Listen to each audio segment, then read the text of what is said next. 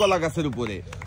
দেখি কলা গাছের উপরে নিজেকে ব্যালেন্স করে মাথার উপরে বল ধরে নিয়ে সামনের দিকে এসে ঝুড়িতে বল ফেলতে হবে। দেখি ঝুড়িতে বল ফেলতে পারবে কি দর্শক বন্ধুরা? শেষ পর্যন্ত দেখতে থাকেন।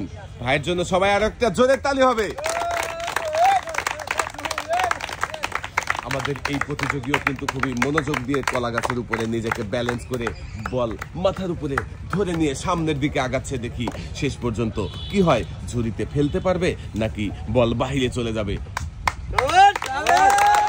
একটু এদিক ওদিক হলেই কিন্তু আপনিও পানিতে পড়ে যাবেন।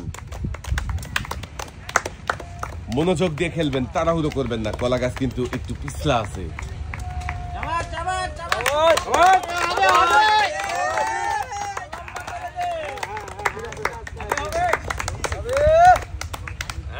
আর অল্প একটু রাস্তা রয়েছে সামনে, বল উঁচু হবে।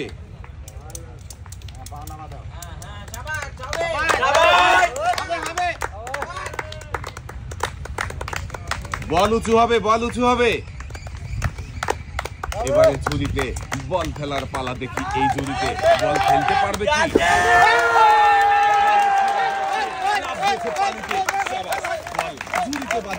1 কেজি আটা, 1 কেজি মসুরের ডাল, 1 কেজি চিনি, 1 কেজি পোলাও চাল, সাথে রয়েছে আরো 5 লিটার সয়াবিন তেলের বোতল।